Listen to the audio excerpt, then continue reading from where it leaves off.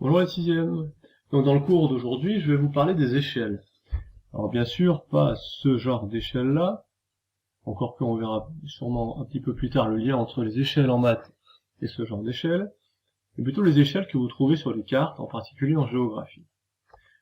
Alors je vous propose d'abord de regarder attentivement la petite vidéo qui va suivre, et puis on se retrouve juste après. La toque, qu'est-ce que tu fais?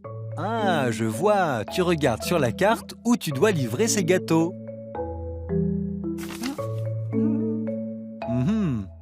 Tu veux savoir à combien de kilomètres cette maison est située par rapport à notre pâtisserie?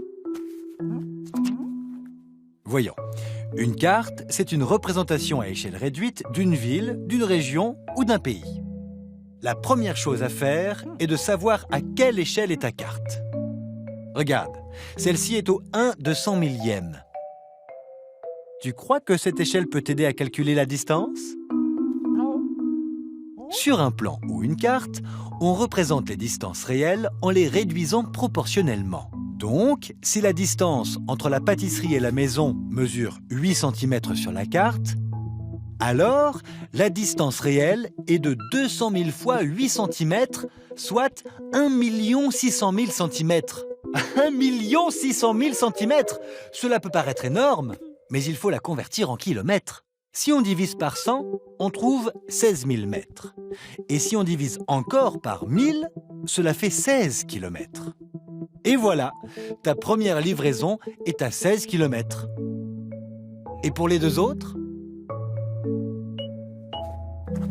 Alors, 3,8 cm pour la plus proche et 16 cm pour la plus éloignée. Si ce point de livraison est à 16 cm de la pâtisserie, c'est-à-dire 2 fois 8 cm sur la carte, il est à 2 fois 16, 32 km en réalité. 8 cm sur la carte, c'est 16 km en réalité à l'échelle au 200 millième. Regarde, d'ailleurs c'est indiqué là. Donc, ce point-ci est à 3,8 fois 2, c'est-à-dire 7,6 km.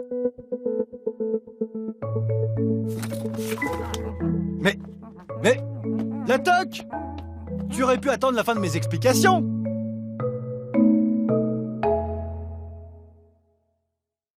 Dans cette petite vidéo, vous avez donc vu que l'échelle nous donne le rapport, la proportion entre une distance réelle et une distance sur un plan, sur un dessin ou sur une carte. Je vous demande maintenant de regarder un petit peu ce qui se passe si on zoome sur une carte, en particulier une carte Google Maps que vous voyez à l'écran, et vous allez regarder ici en bas à droite, vous voyez un segment, ici, à côté duquel il est écrit 200 km. Et vous allez regarder attentivement ce qui va se passer quand je vais me rapprocher, et quand je vais zoomer sur la carte. Alors je vais me rapprocher du collège. Alors, vous voyez que le petit segment est passé de 200 km à 100 km, puis maintenant 50 km, 20 km, 10 km. Vous voyez que plus je me rapproche, plus l'indication qui est écrite à côté du segment diminue. Alors si je continue, un petit peu si j'accélère, vous voyez que maintenant, à côté du segment, il est écrit 50 mètres.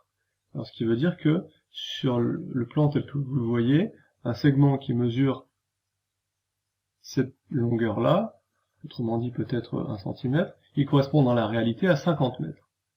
Et si je continue à me rapprocher, le même segment maintenant correspond à 10 mètres. Et ainsi de suite. Et là je suis au maximum, et vous voyez que le segment représenté ici correspond dans la réalité à 5 mètres. Autrement dit, n'importe quelle distance que vous allez prendre dans la cour du collège, qui correspondra à ce segment-là, correspondra dans la réalité à une distance de 5 mètres. On va maintenant revenir au cours. Vous voyez donc qu'il y a deux types d'échelles.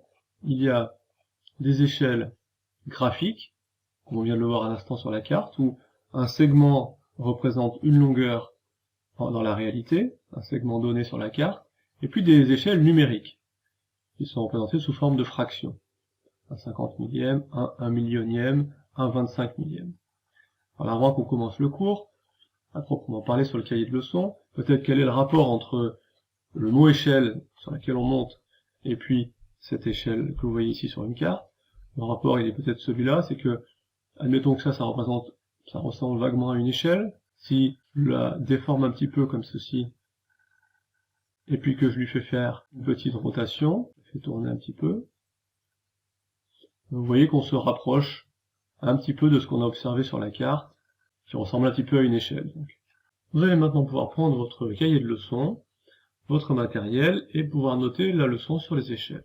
Donc à la suite, vous allez écrire petit 3, utiliser une échelle. Alors d'abord des définitions.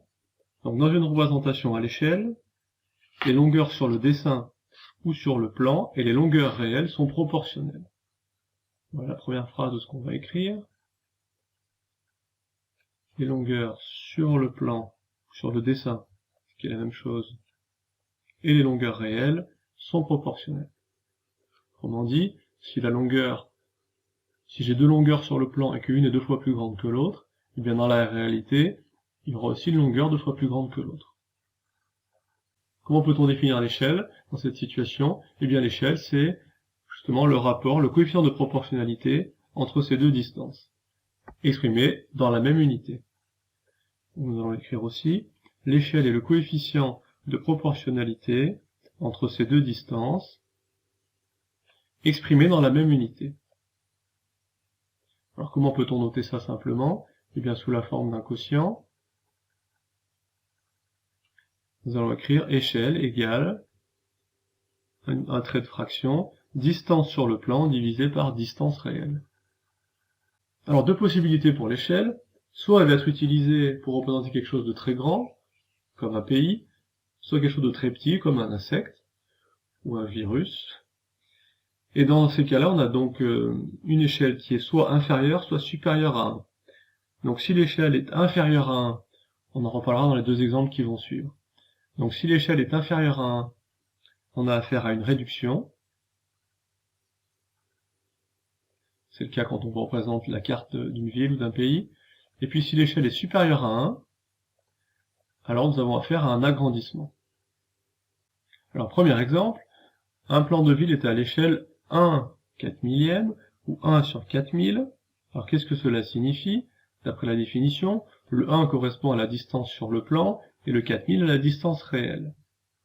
Cela signifie donc que 1 cm sur le plan représente 4000 cm dans la réalité.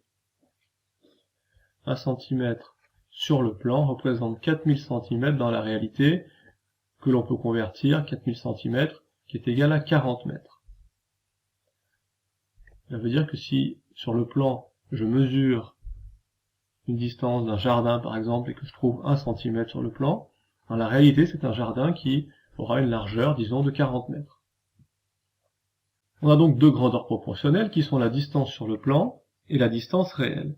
On peut donc les mettre dans un tableau, avec sur la première ligne la distance sur le plan, en centimètres, et sur la deuxième ligne la distance dans la réalité, en centimètres également. On peut compléter la première colonne grâce à l'échelle. 1 cm sur le plan correspond à 4000 cm dans la réalité. On est maintenant capable de déterminer des distances sur le plan ou des distances dans la réalité, à condition que l'on vous donne l'une des deux. Premier exemple, si on vous donne une distance sur le plan qui correspond à 4,5 cm. Et on vous demande de donc mesurer une distance sur le plan qui correspond peut-être à une route, peut-être à un terrain, et j'ai trouvé 4,5 cm. Dans la réalité, à quoi correspond cette distance? Alors on a vu plusieurs méthodes pour compléter un tableau de proportionnalité. Ici, plusieurs méthodes vont être assez simples. On a 1 et on a en dessous 4000. Je peux donc trouver assez simplement le coefficient de proportionnalité en me disant j'ai 1 sur la première ligne et 4000 sur la deuxième. Alors 1 multiplié par combien me donne 4000?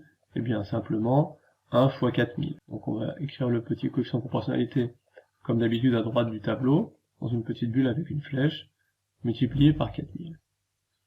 Donc j'ai simplement à faire 4,5 fois 4000 pour trouver la réponse, qui est donc 18 000. Donc ce qui veut dire que le segment qui mesurait 4,5 cm sur le plan correspond dans la réalité à une longueur de 18 000 cm ou 180 mètres. Dernière possibilité, on peut vous donner aussi le contraire, la distance dans la réalité et vous demandez de retrouver la distance sur le plan.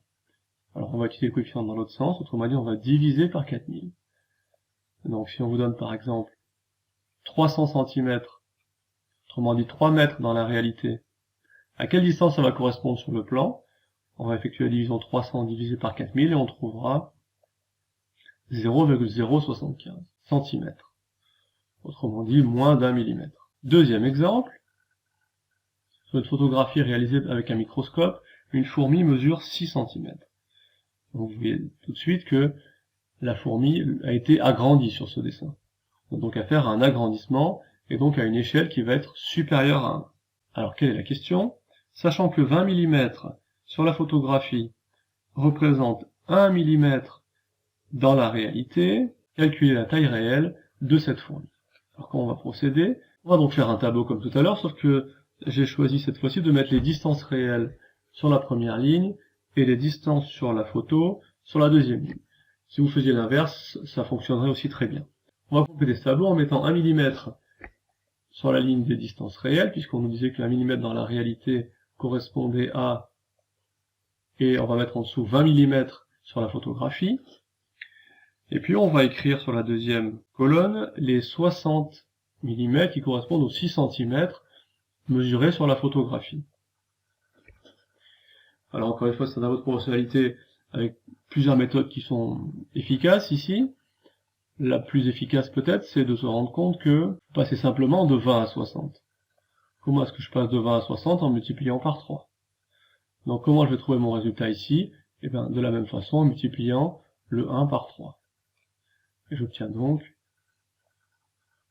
3 mm. Donc si on récapitule un petit peu, on nous disait que 1 mm dans la réalité correspondait à 20 mm sur la photographie. Donc cette fourmi qui mesurait 6 cm sur la photo, on a converti 6 cm, on a obtenu 60 mm. Et grâce au tableau de proportionnalité, on a trouvé que la taille réelle de cette fourmi était de 3 mm. Donc on écrit la phrase réponse. La fourmi mesure 3 mm. Au fait, quelle était l'échelle dans cette situation? Eh bien l'échelle, si je reviens un petit peu à la définition, l'échelle c'est la distance sur le plan, ou sur la photo ou sur le dessin, c'est la même chose, divisé par la distance réelle. Donc si je reviens à mon exemple, la distance sur la photo c'est 20 mm, et la distance réelle c'est 1 mm. Est-ce qu'elles sont dans la même unité? Oui. Donc j'ai simplement à écrire le quotient, la fraction, l'échelle de cette photo est 20 sur 1. Cette partie de la leçon sur les échelles est terminée. Vous pouvez donc reprendre votre livret d'exercices. Vous avez normalement terminé la page 32 sur la proportionnalité. Vous pouvez donc passer à la page 33 qui s'intitule également « Utiliser une échelle » et faire les exercices 10 à 14. Vous pouvez également compléter la partie « Je revois le cours » à l'aide de la leçon qui vient d'être faite. Bon courage et bonne journée.